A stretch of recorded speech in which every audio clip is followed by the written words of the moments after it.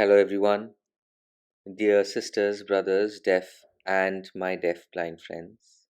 Love and respects to everyone. I have important updates to share. I request all of you to focus on my message. I am Zamir. I'm a deaf blind person and the founder of the first organization for deafblind people in India called SEDB, Society for Empowerment of Deafblind. I'm a disability rights activist working for the betterment of my community, more accessibility, and more technology for our development. I request you all to please focus and listen to my message. Today morning, I went to the Khadki Railway Station in Pune with my deaf interpreter to book a railway ticket. I want to share my experience and my challenges when I went to book a simple thing like a railway ticket. I don't have a UDID. The online system is not accessible for me. It's hugely challenging for a deafblind person like me to get this work done online, so I had to personally go.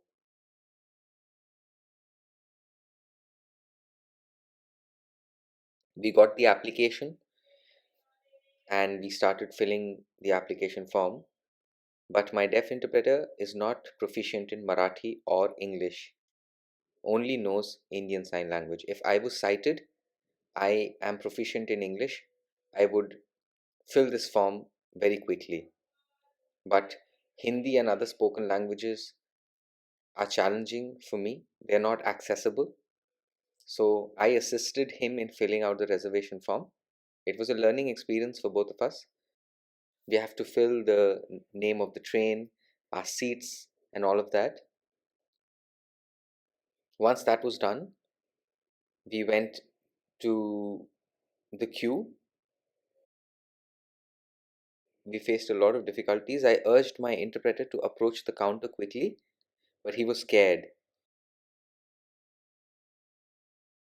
He did not know about the priority for persons with disabilities.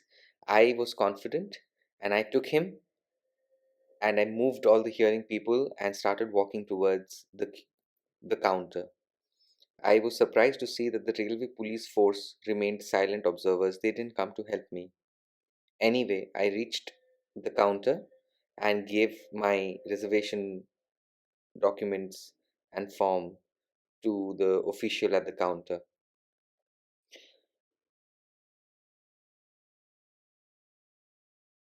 The counter official was confused.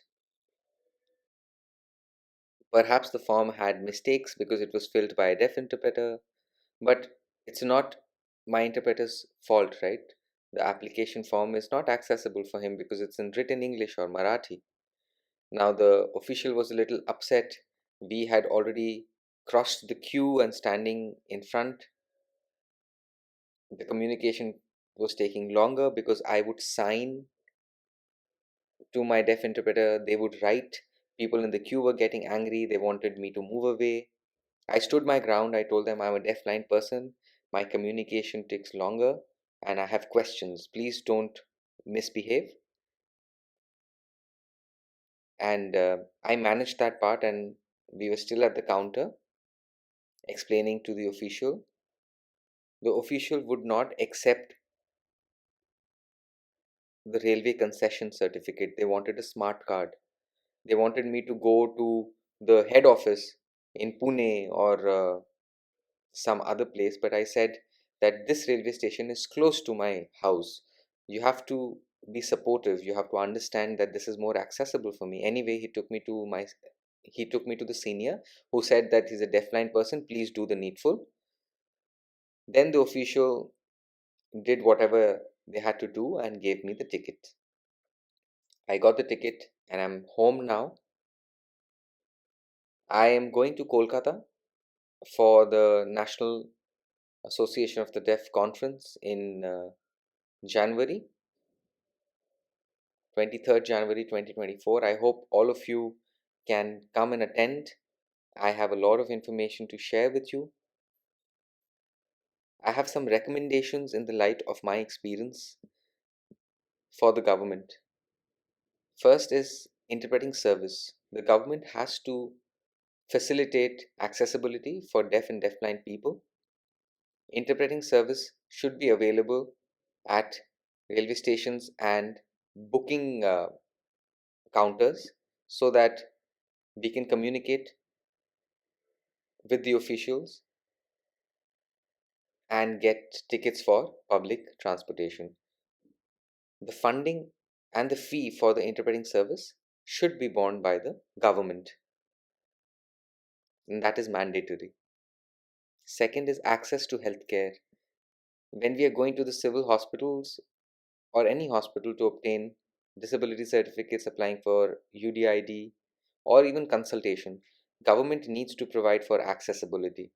Sign language interpreters should be provided and the fee has to be paid by the government. Third is job opportunities. We need more jobs. Deaf and deafblind people, when we apply to government and private companies, interviews should be accessible and sign language interpreters should be provided.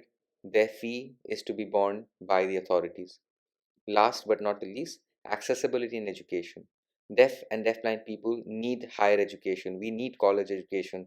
The government has to provide accessibility and the fee has to be borne by the government. These are my 4 recommendations. I will very soon be posting my video and also be adding English and Marathi on the post, and I will post on Facebook for everyone in India to see and be aware of my situation. Thank you.